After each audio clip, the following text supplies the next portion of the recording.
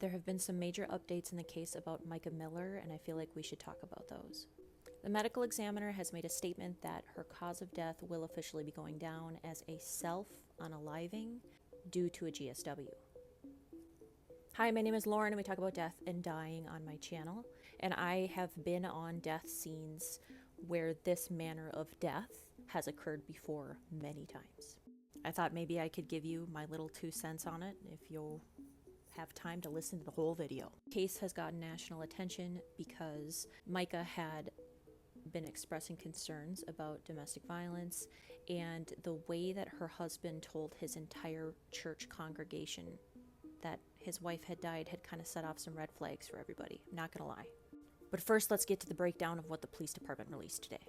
On 11 a.m. of the day of her death, Miller was observed on her Ring camera arriving at her residence on Margarita Drive in Myrtle Beach, South Carolina. At 11:38, Miller was observed on her Ring camera leaving her residence. At 12:12 p.m., Miller was observed on store surveillance walking into Dick's Pawn Shop, which is located at 1852 Mr. Joe White Avenue in Myrtle Beach, South Carolina.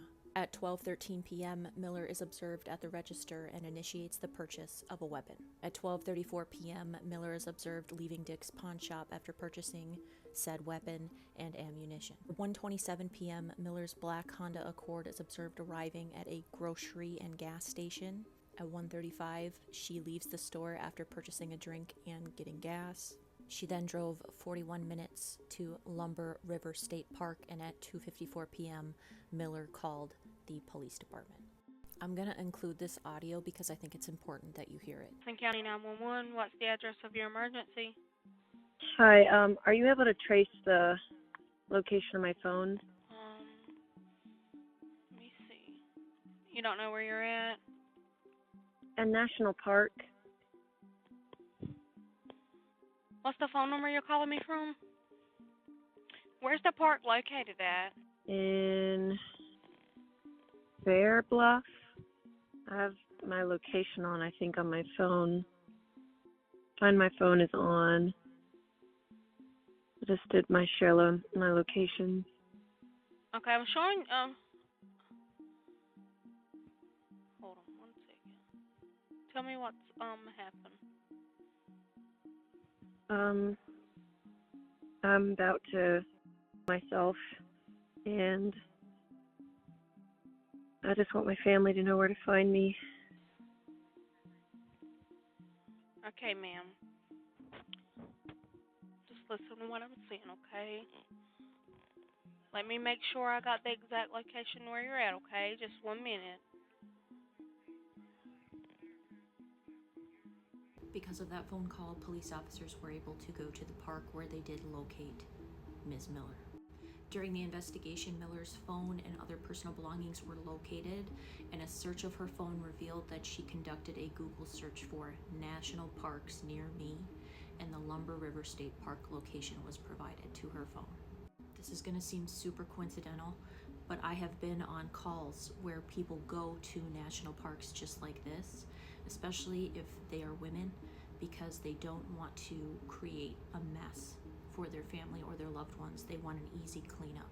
I had a guy one time just go right across state lines just so that it was at different police departments because he knew people on the police department.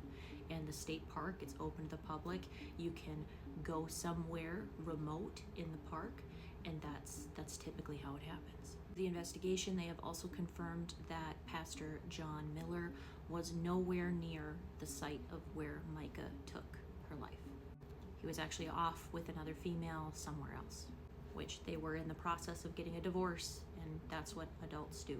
So this is why I think it's really important to make sure that we collect all of our facts that we can before we make videos talking about other people when we don't know their life.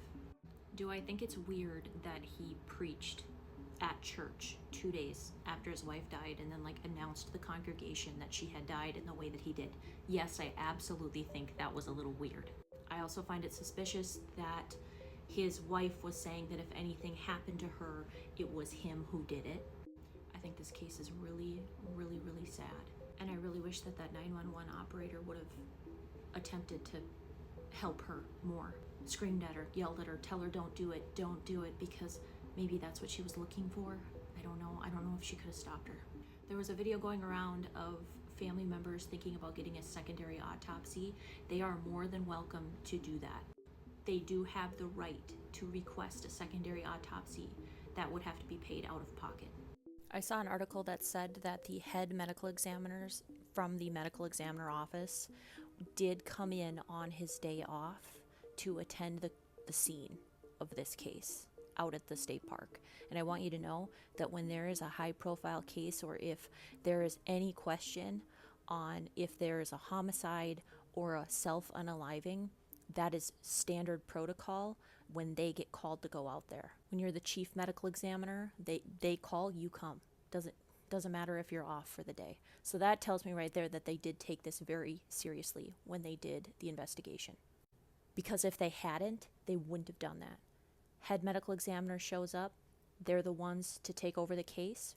They become the lead for the case, and then they are also the ones that call in the CSI, the crime scene investigators, to make sure that this isn't a homicide. They take the hands, they bag the hands with paper bags. Sometimes they'll bag the head separately so that they can preserve evidence until they get them to the medical examiner's office. There's a lot of steps, and when I read that the head medical examiner was called out to this, that told me, as someone who's been to a lot of crime scenes, that they did take this seriously. This is a very, very sad case, and I just want to take a moment to tell you that if you are having thoughts of doing something, I am here to say that I hope that you get the help that you need, okay? Life is never better without you in it. We need you here. I promise it gets better. And to the family of Mica Miller, I am so, so incredibly sorry for your loss.